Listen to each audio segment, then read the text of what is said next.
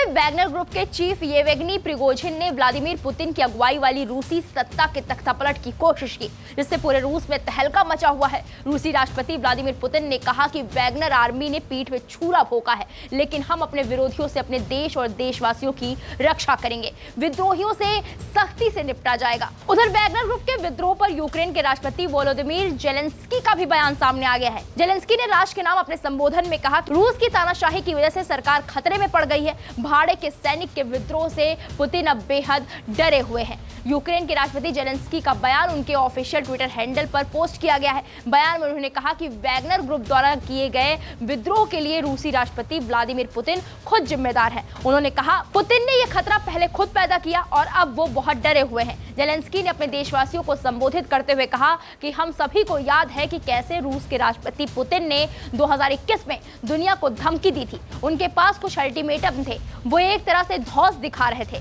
साल 2022 ने दिखा दिया कि उन्होंने अपने देशवासियों को भ्रमित किया और हमारे बारे में बोले गए झूठ से उन्हें ताकत मिली। क्रेमलिन में रहकर वो किसी भी तरह आतंक का सहारा ले सकते हैं, कोई भी मूर्खता भरा फैसला लेने में सक्षम है, लेकिन वो 1% भी नियंत्रण नहीं कर सकते हैं। और मूल समस्या वो ही है।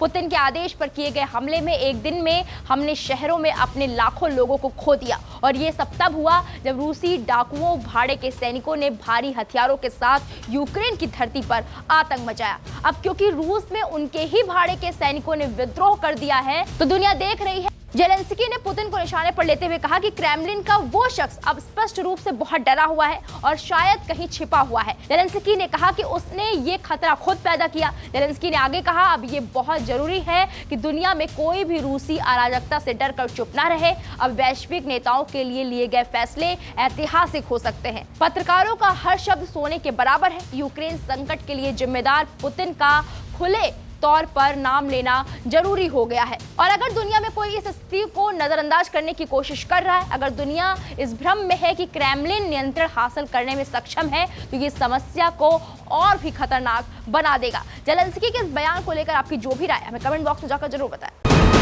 वीके न्यूज, राष्ट्र के नाम।